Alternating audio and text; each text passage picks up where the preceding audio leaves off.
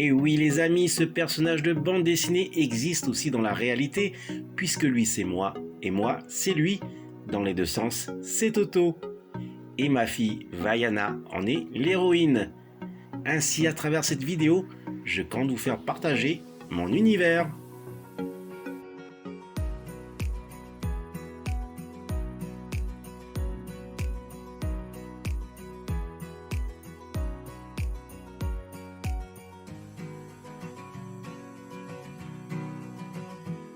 Yaorana et Maeva dans ma chambre de méditation. Comment allez-vous, les amis?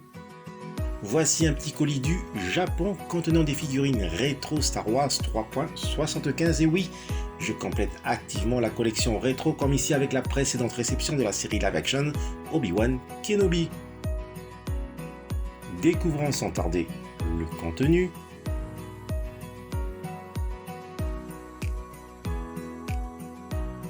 Les voici enfin ces figurines 3.75 de la gamme rétro.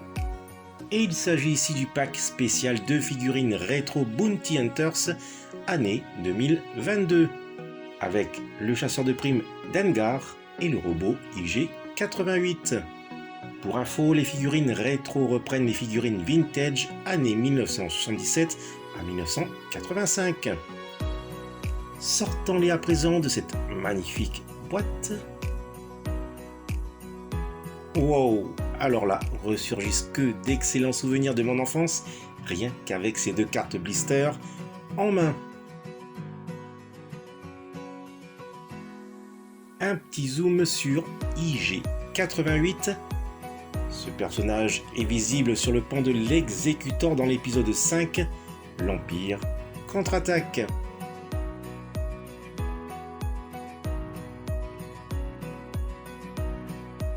Un petit zoom sur Dengar. Comme son acolyte, ces chasseurs de primes sont redoutables et sont prêts à tout pour mettre la main sur Han Solo.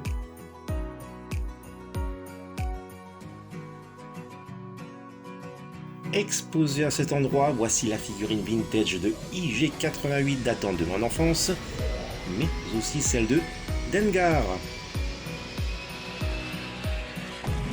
D'autant plus que suspendue ici la figurine rétro de IG-11 de l'excellente série live action The Mandalorian.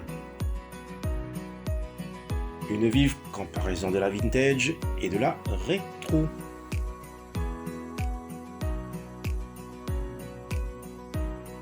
Au dos de la vintage, l'année de fabrication 1980.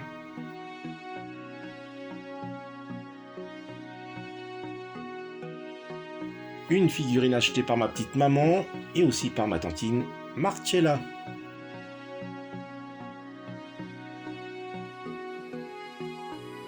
IG-88 rétro versus IG-11 rétro. À part la couleur, les figurines sont identiques. Ce sont tous deux des droïdes tueurs de la même chaîne de fabrication. Sauf qu'ici, IG-88 porte une bandoulière, alors que IG-11 en porte deux, et les armes sont identiques. La comparaison de la vintage et de la rétro pour Dengar. Ce n'était pas une de mes figurines préférées et il était avec Wee-Kay à être supprimé dès l'entrée de jeu. Sur la cuisse arrière gauche, l'année de fabrication 1980. A noter qu'il porte un mix de l'armure du Stormtrooper et du Snowtrooper. Pour conclure, je dirais que c'est l'opportunité d'obtenir ces figurines des années 80.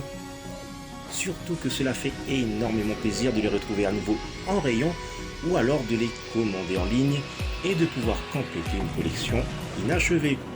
Moi je suis totalement ravi de cette gamme rétro, je retrouve cette nostalgie, cette excitation lorsque j'étais gamin à vouloir absolument compléter ma collection de figurines. Ainsi avec IG-88 et Dengar, ce sont donc les deux dernières figurines rétro arrivées dans ma chambre de méditation. Voilà les amis, se termine cette vidéo hors série numéro 96. Je vous dis à bientôt pour une nouvelle vidéo.